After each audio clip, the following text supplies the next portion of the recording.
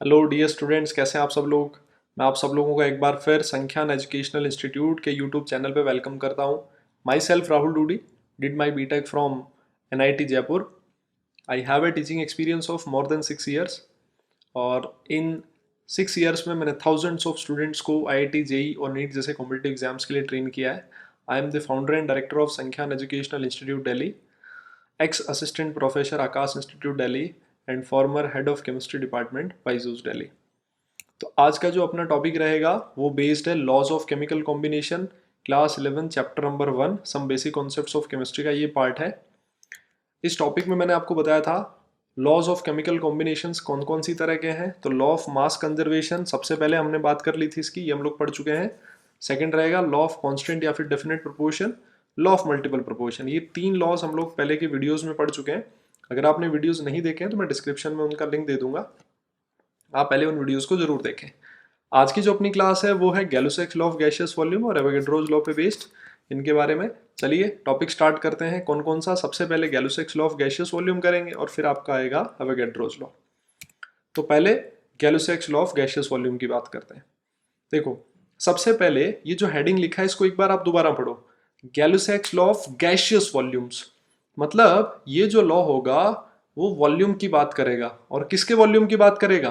Gases के volume की बात करेगा, गैसियस वॉल्यूम्स। तो इसका स्टेटमेंट आपके सामने आ रहा है, देखो जरा क्या लिखता है। व्हेन गैसेस कंबाइन और are produced in a chemical reaction, they do so in a simple ratio by volume, provided that all the gases are at same temperature and pressure। मतलब अगर आप इसको सिंपल शब्दों में समझो तो इसका कहने का मतलब ये है कि अगर गैसेस आपस में कंबाइन हो रही हैं या फिर किसी केमिकल रिएक्शन में गैसेस प्रोड्यूस हो रही हैं, तो उन गैसेस का वॉल्यूम जो होगा वो एक सिंपल रेशियो में होगा, प्रोवाइडेड दैट कि उनका वॉल्यूम, उनका जो टेम्परेचर और प्रेशर है गैसेस का, सारी गैसेस का सेम है। राइट? एक एग्जांपल लेके मैं आपको समझाता हूँ, सारी कहानी क्लियर होगी आपको। देखो, H2 ने रिएक्ट किया Cl2 के साथ, H2 plus Cl2 gives two HCl। ये केमिकल रिएक्शन है। मैंने कहा कि सारी गैसेज हैं, जो सारी गैसेज हैं वो है एसटीपी पे, एट एसटीपी में कैलकुलेशन कर रहा हूँ। ठीक है, मतलब सारी गैसेज के लिए टेम्परेचर और प्रेशर आपने सेम कर दिया। अच्छा, अगर मैं कहूँ H2 का 1 वॉल्यूम यहाँ काम आ रहा है, तो Cl2 का भी कितना वॉल्यूम काम आएगा? 1 वॉल्यूम आएगा। इस रिएक्शन की स्टोइचियोमेट्री यही तो कह रही है, इसका 1 वॉल्यूम तो इसका भी 1 वॉल्यूम। राइट? और HCl कितना वॉल्यूम बनेगा बोलो? 2 वॉल्यूम बनेगा ना, डबल बनेगा। जस्ट 1 वॉल्यूम से डबल बनेगा, 2 वॉल्यूम बनेगा, 1 से 2 बन रहा है। कहने का मतलब हो गया कि अगर इस रिएक्शन में H2 का 50 ml काम आता है तो Cl2 का भी 50 ml काम आएगा, और HCl कितना बनेगा? 100 ml बनेगा, जस्ट डबल बनेगा। तो इनके वॉल्यूम का रेशियो निकालो जरा आप, कितना मिल रहा है? 50, 50 और ये वाला 100। ये रेशियो कितना मिला आपको बोलो? 1:1:2 ये रेशियो मिलेगा। और आप चेक करो, ये जो रेशियो है एक सिंपल होल नंबर रेशियो है ना। एवोगैड्रोज लो, सॉरी गैलुसैक्स लो यही बात कहता है कि इन गैसेस का वॉल्यूम हमेशा एक सिंपल रेशियो में होगा। ठीक है, अगर मैं एक और एग्जांपल लिख दूं, एक और एग्जांपल से आपको और कहानी क्लियर हो जाएगी। लिखा है N2 plus H2, N2 plus H2 gives NH3। ये एक रिएक्शन लिखी है ना। तो और ये जो रिएक्शन है, ये जो रिएक्शन है ये बैलेंस नहीं है। सबसे पहले तो आप ये देखो, तो इसको बैलेंस करना पड़ेगा। N2 plus 3H2 gives 2NH3। Reaction balance होनी जरूरी है। राइट? अच्छा, अगर इसका 1 वॉल्यूम काम आ रहा है इस रिएक्शन में, तो बताओ 1 वॉल्यूम के साथ H2 का कितना वॉल्यूम रिएक्ट करेगा? इसका 1 तो इसका 3 वॉल्यूम रिएक्ट करेगा, 3 गुना रिएक्ट करेगा ना।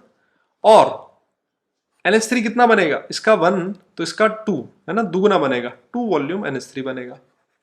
मतलब अगर इसका 10 ml काम आ रहा है इस रिएक्शन में, अगर ये 10 ml काम आ रहा है तो H2 कितना बनेगा बोलो? 3 गुना बनेगा, 3 गुना मतलब 30 ml बनेगा। राइट? और NH3 कितना बनेगा? 20 ml बनेगा, है ना। और अगर आप इनके वॉल्यूम का रेशियो निकालोगे तो वो कितना मिलेगा? 1:3:2 मिलेगा, जो कि एक सिंपल रेशियो होगा, है ना। जो गैलुसैक्स लॉ है वो यही कहता है, अगर गैसेस आपस में कंबाइन हो रही हो या फिर प्रोड्यूस हो रही है तो उनके वॉल्यूम का रेशियो हमेशा एक सिंपल होल नंबर रेशियो होगा। बट कंडीशन क्या होनी चाहिए? गैसेस का टेम्परेचर और प्रेशर सेम होना चाहिए, यहाँ पे जैसे एसटीपी में था। तो चलिए इस पे 2 क्वेश्चन हम लोग करेंगे। पहला क्वेश्चन आपके सामने लिखा है, क्या कहता है? How much volume of hydrogen and nitrogen gas will be required for the formation of 40 ml of ammonia. ये जो पिछला वाला क्वेश्चन किया था ना, बिल्कुल वैसा ही है, एग्जाम्पल जो मैंने लिया था उसी पे बेस्ड है। All volumes are measured at STP. ये एसटीपी कंडीशन दे दी, दैट मीन्स सारी गैसेस का टेम्परेचर और प्रेशर सेम हो गया, है ना।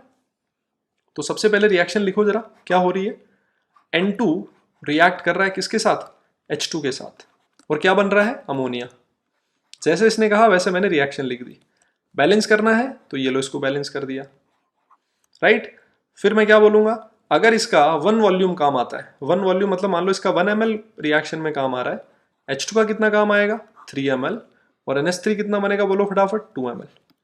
यहां से आप रिलेशन लिख सकते हो, अगर 2 ml NH3 बनता, अगर 2 ml NH3 बनाना है तो N2 के 1 ml की जरूरत पड़ेगी, और क्वेश्चन में बोलता है 40 ml NH3 बन रहा है, तो 40 ml NH3 के लिए आपको कितना ml चाहिए, N2, 1/2 इंटू 40 मतलब कितना हो गया, 20 ml N2 की रिक्वायरमेंट होगी।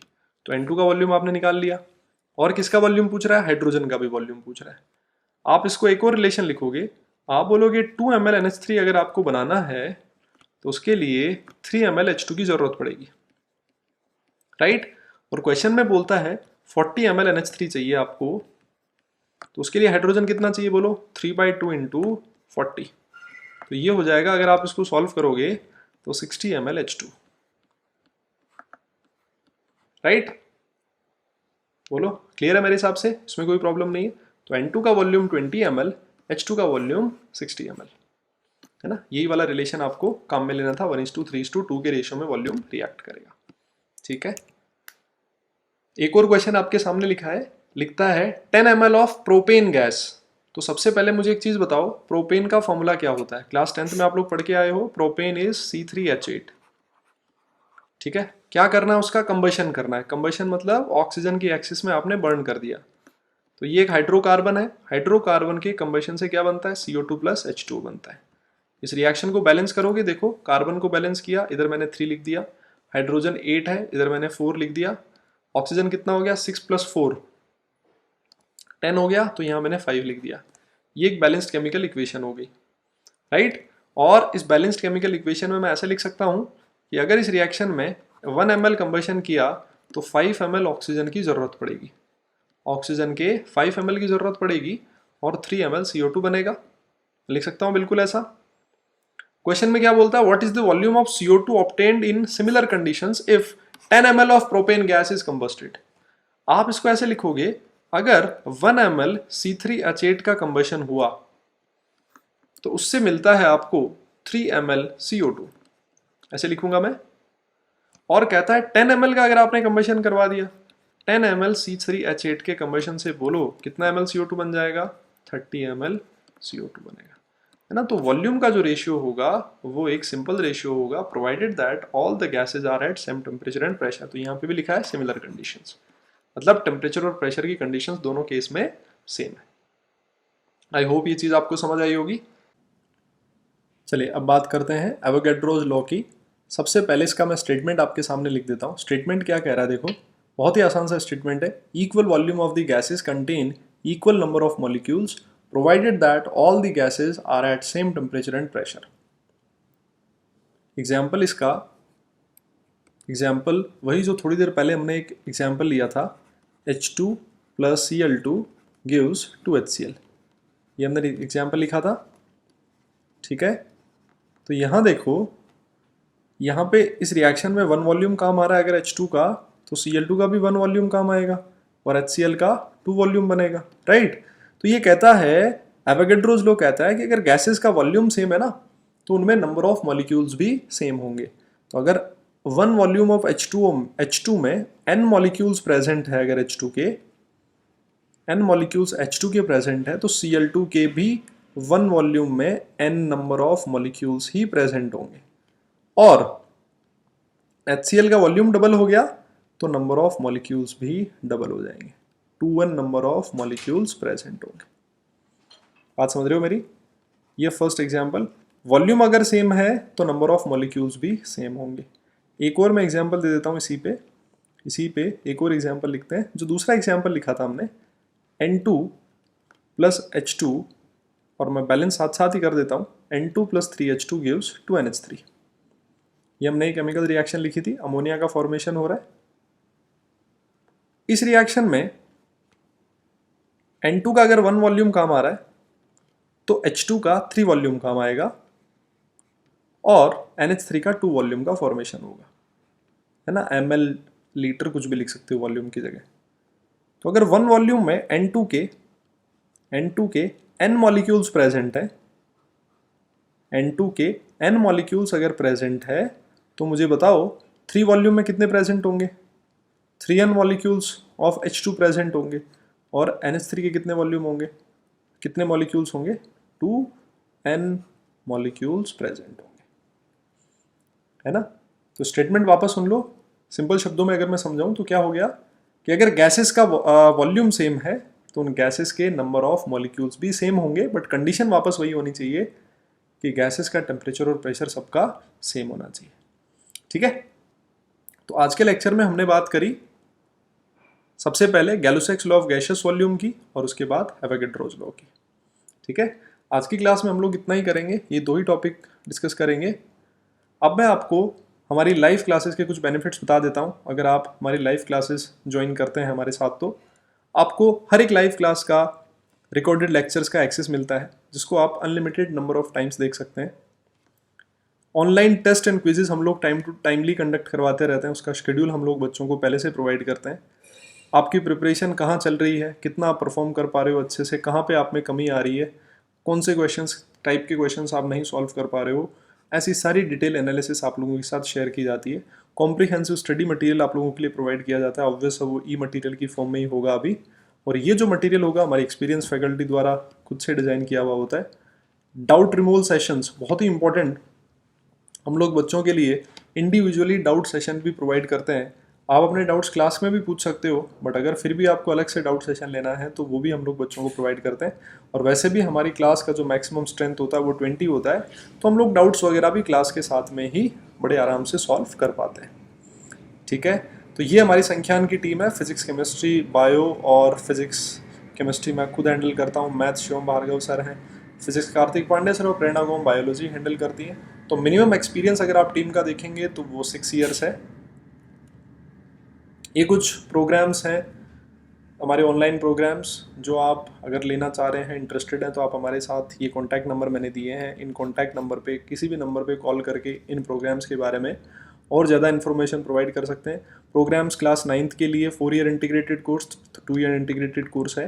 क्लास 10th के लिए 2 प्रोग्राम्स है, 3 ईयर और 1 year integrated course. IIT JEE NEET या फिर बोर्ड्स के लिए भी अगर आप प्रिपेयर कर रहे हैं, क्लास 11th के लिए 2 year integrated programme, class 12th के लिए 1 ईयर, और ड्रॉपर बैच भी हमारा बना हुआ है। आप हमारा यूट्यूब चैनल है, इस पर जितने भी वीडियोज़ हैं उनको ये लिंक दिया है, बड़े आराम से एक्सेस कर सकते हैं। ये हमारा फेसबुक पेज है, आप हमें वहाँ पे भी ढूंढ सकते हैं संख्यान एजुकेशनल इंस्टीट्यूट के नाम से। और ज़्यादा इन्फॉर्मेशन के लिए आप विजिट कर सकते हैं www.sankhyaan.in। आई होप कि ये वाला वीडियो आपको पसंद आया होगा, जो टॉपिक मैंने समझाया आपको वो भी आपको बिल्कुल ढंग से समझ आया होगा।